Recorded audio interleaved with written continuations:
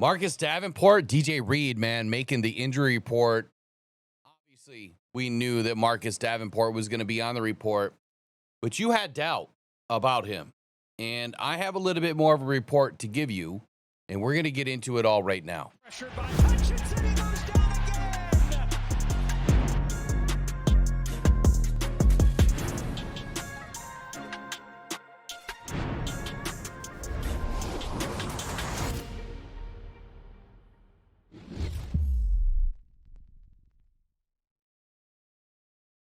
All right, first and foremost, do us a huge favor right now and subscribe to the Rockhound Detroit Lions YouTube channel. We'd love to have you guys along for the ride this season. Your Detroit Lions, in my opinion, we're headed to that Super Bowl this year. We're going to do it. We're going to make it. And if you're right here, I promise you it'll happen. Subscribe, man. Hit that like. Hit those notifications on. Let's get rocking and rolling. Injury report just dropped a little bit ago. A lot of Lions fans concerned about this week. Big game with the Ravens. Huge game with the Ravens. What am I saying? Huge game with the Ravens this week. We've got blood just dripping out of our teeth right now, man. We just got done slaying the Bears, and we want to go do the same thing to the Ravens after that nasty encounter that we had with them a couple of seasons ago that, man, we didn't even show up in that game. Flat out. So injuries and some new injuries that hit the update wire today, or hit the injury wire today. And we're going to get into all of that. And then Marcus Davenport, the latest and greatest on Marcus Davenport, and why you may or may not, or should not be concerned at all. Okay. First and foremost, injury list updates. Shane Zielstra, ankle. He is now on IR, reserve IR. He's eligible to return in week 7. Guard Miles Frazier, undisclosed injury still, and he's on reserve pup. He's eligible to return week 5. And then Josh Paschal. We have not heard a whole lot about Josh Paschal. Obviously, he's been on reserve. You know, he was supposed to be back week 1, didn't happen, and so it's going to be a few more weeks for him to get back. But the window hasn't been opened yet. So we're entering week 3. If what I understand about Dan Campbell and Brad Holmes and kind of what's may or may not be going on with Josh Paschal, it could be as soon as Tuesday or Wednesday that his window gets opened. We'll see what happens, but pay attention to next week and see if Josh Paschal gets activated, into the window, at least that 21-day window, to see if he can make it back, which I'm hoping he can. We could use the depth right now.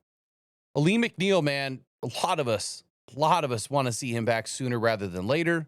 As I projected a while ago, I thought it would be sometime around Halloween, end of October at the absolute latest. And then he gave us an update, and then that pushed that a couple of weeks ahead. Could be as early as mid-October. We'll see what happens.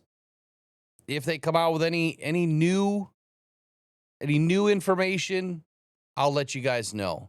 Latest report is he's somewhere around 90 to 95% recovered at this point, which means he could be back as early as week 5, right? He could be back as early as week 5, which would be a huge boost to Tyleik Williams and DJ Reader, which, by the way, tonight, join us for the Weekly Keys episode, Keys to the Game, tonight, coming up here in just about an hour and a half at 7 p.m. I'm almost done writing it, but we're going to get into some things tonight and how we're going to be able to beat the Ravens. Linebacker Malcolm Rodriguez is still on reserve pup, eligible to return week 5. So we still got some dogs coming back to this team very, very soon. Now, limited in practice today, DJ Reed with a knee injury. He was not injured at all during this game that we noticed. So whether something popped up in practice or he was just sore after the game, didn't feel anything during the game, I don't know. According to the Lions, he was left off of the injury list by mistake. And then they sent out a statement to all of the media saying, hey, sorry about the omission. Reed should have been on it. But look, he played pretty much the entire game. And when all the starters were pulled, he didn't appear to have an injury at that point. He didn't appear to have an injury after that point. He didn't appear to be injured in the locker room, according to some of the media members. So who knows, man? Did it pop up a few days later? Does he have some knee soreness going on like Kirby Joseph? I guess we'll find out. He needs to play on Monday. He has to play on Monday. We just don't have another option that is any good right now without us going out and making a trade for somebody, which unlikely. And then there's Kirby Joseph, who's still dealing with his knee issues since late into training camp this year. So that's the updates. No, now Terry and Arnold and Daniel Thomas are no longer on the injury report, so they're ready to rock and roll. Obviously, Terry played last week, and Sione Vaki with a hamstring, he was upgraded from limited last week, and Trevor Nowaski was also upgraded from limited last week. Sione Vaki was able to return to limited practices last week, but was given the doubtful designation and was made inactive for the game. Smart move. We have plenty of guys right now that can return the football, and Sione Vaki is needed, absolutely needed in special teams. Didn't need him versus the Bears. Didn't make sense to activate him last week. Versus the Ravens, I think Vaki's probably going to get a shot. However, if he's not 100%, it doesn't make sense. Like, this is not a game that you bring guys to the game just because. We need the best, 48 guys that we have available to go to this game because we're going to need all 48 against the Ravens. Now, Nowaski, he did return to limited practices also a week ago, and he was also ruled out as expected for the game. Now, the biggest name that you guys are all worried about is Marcus Davenport. And like I said, a lot of you had doubt about Marcus Davenport before the season. A lot of you have had doubt during the season. And Marcus Davenport has played extremely well, given the limited 2 weeks that we've watched, 2 games with Marcus Davenport. And he's honestly been the best defensive end that we've had so far throughout the first 2 weeks. Aiden does Aiden things, just not yet. He hasn't. You heard Dan Campbell today, if you listen to the press conference, that you've got to keep your feet on the ground. And Aiden was jumping around like a bunny. I don't know why in this game, but I counted at least 4 times that he was leaping guys. He was hopping. He was jumping and then intentionally not landing on that leg. He would kind of do this weird, I don't know. He would make sure to land on his right leg, not his left leg, every single time. The Bears did also try to take him out at the legs a couple of times. So there's that. Those, bastards, man. That's just so, it's so terrible. You just don't do that kind of stuff. Right. And Ben Johnson, come on, man. Got to be better than that. You got to coach guys better than that. Shouldn't be intentionally trying to take anybody out. But anyway, Aiden hasn't popped yet. He just hasn't popped. And so we really needed Davenport to continue playing the way that he has. Muhammad, when he stepped in, he's been one of the 5 best defensive ends in the league so far as pressure rates and win rates. And someone had said it earlier in our text chain. They said, if this was Aiden Hutchinson that had this type of a pressure rate, everybody would be screaming to pay Aiden whatever the hell he wanted. Right here, let me go back and actually read it verbatim because it was such a great statement. Al-Qadim Muhammad is top 6 in the league right now with a 28% win rate. Aiden's nowhere close to even the top 10. And if this were the case for Aiden, like I said, everybody would be screaming to pay the dude whatever he wants. But it's not the case. And no one's given Al-Qadim Muhammad the time of day. At least a lot of Lions fans don't even care about him. You don't care about what he does. Don't see him as a good fit for this team or whatever. He's absolutely needed, and he's playing well. And Davenport has been playing well too. So let me get into the Davenport injury.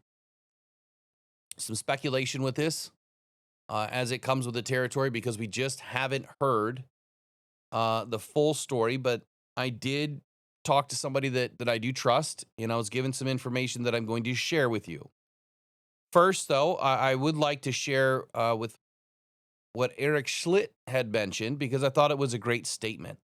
And let me just go in and find it real quick. All right, it says Davenport was injured twice on Sunday, with each injury requiring him to leave the game for a period of time. And unfortunately, he was able to return to game action following his brief time out and was available for the media in the locker room. However, on Wednesday, Dan Campbell, Lions coach Dan Campbell, said the team is currently getting opinions from multiple doctors on Davenport's injuries, and his Thursday update didn't provide much clarity. The quote from Dan Campbell was, Davenport, we won't know until the end of the week. We are still getting tests and doctors looking at stuff. End quote. Stuff.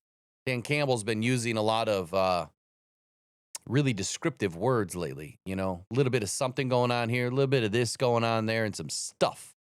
Love it. I love Dan Campbell, man. It's great stuff, Dan Campbell. Interestingly, as Eric Schlitt goes on to say here, the Davenport's injury is listed as chest injury after being diagnosed as a shoulder injury in the middle of the game. This is a wait-and-see situation for a player with a long-term injury or long injury history, which is not ideal, but there will still be a chance he is able to return to practice later in the week and play on Monday. Huh. Interesting take by Eric Schlitt. Very interesting take. Now, I just read that for the second time in the last half hour. Here is what I got earlier today. The question was, what's going on with Davenport? Why is it that Dan Campbell and the Detroit Lions lips are sealed on this right now? And here's where I was rest assured. Okay, number one, if Marcus Davenport's injuries suggested a clear and definitive prognosis that he would be out for the season, that would have already been done. That has not been done. It would not, like there wouldn't be just cloudy or, fragmented, it's a wrong word, grade imaging, bad imaging, you wouldn't have all these reasons to get multiple images, right? Now, maybe the injury could be season ending if you needed surgery. That absolutely could be, the case, right? Could be. But as it was explained to me, if they had clear and definitive answers to the injury or clear and definitive imaging of the injury, and it was a season ender, it would have been done by now. It would have been done that night, the next day, right? So in the context of this classic gray zone that we're in with Marcus Davenport, and kind of based on the timeline, the body region, and the team behavior, which is suspect at best, the likely breakdown for Marcus's injury and subsequent return to the team kind of looks like this. Injury type was labeled shoulder and now chest. Possible ankle issue going on also during the game. I don't think that the Lions are as worried about that. It doesn't seem like that is the biggest worry. He sustained, both of these injuries. I think it was right around the third quarter for both of them, honestly. He did return. He finished the game, but visibly was limited afterwards, I guess. He had he had ice on his shoulder. But no definitive comment from Davenport or Dan Campbell this whole time. So here's the breakdown. If he was injured badly, right, is there a huge likelihood that he's injured badly? Right now, it's about a 30 to 45%. I don't know where the 45 comes from. 40, I really don't. It just doesn't make sense to me. I usually go round numbers, but this is what I was given.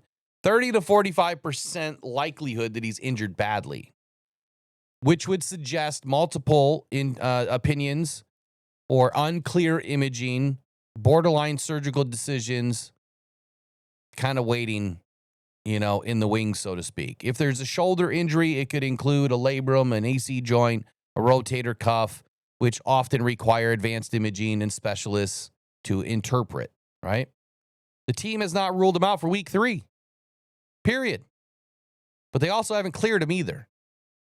So that limbo usually means that there's moderate to sub-serious damage. Sub-serious, not serious, but not minor. So Davenport's history right? With the soft tissue injuries and structural injuries, obviously any team's a little bit more cautious with that. So is he out for the season? 15 to 25% likelihood that he's out for the season. 15. If it were a full tear on a rotator cuff or a pec, then they'd likely have announced IR or surgery by now. The delay suggests a non-catastrophic but potentially lingering injury. Still possible if second opinions confirm a surgical need, especially if it's a labrum tear or chronic instability within the joint, right? If you have instability within a joint, well, he's not going to be any good anyway. A light injury, though, this is kind of where we are. We're in this area of 35 to 55% chance that this could be bad, but it's a light injury at best, moderate at most. He finished the game, rules out immediate structural collapse, but the team's silence and search for second opinions implies it's not just soreness or a grade 1 sprain of whatever, right? Could be a grade 2 AC sprain. It could be a bone bruise. It could be a partial tear. It could be playable with pain management, but risky without clarity, right? And they're probably searching for that clarity to make sure that the risk management or the pain management is worth the risk management. I hope that made sense. Strategically, I think that the Lions are expecting, or we should be expecting, a couple weeks out is what I was given. It's probably going to be a couple weeks if it's in this light injury, right? That could be moderate if not handled appropriately. And like he goes in and plays week 3 and hurts it again, then you're looking at something that could be potentially more severe. But if it's handled properly up front and you just take a couple of weeks, you get the proper treatment, he could be fine for the rest of the season. So a couple of weeks is what I'm understanding. IR probably not likely to happen, which means you don't put him on IR and have him come back in 4 weeks. He's going to have to hold the roster spot. He's going to have to stick around unless it requires some sort of surgical intervention. So that's your update on Marcus Davenport. The good news is, and the reason why I read Eric Schlitz first is because a lot of you are just going to say, I'm just a Davenport lover and or an Aiden hater or whatever the case may be. You heard from somebody else, and now you heard from me. Marcus Davenport's going to be okay. Pressured by Hutchinson.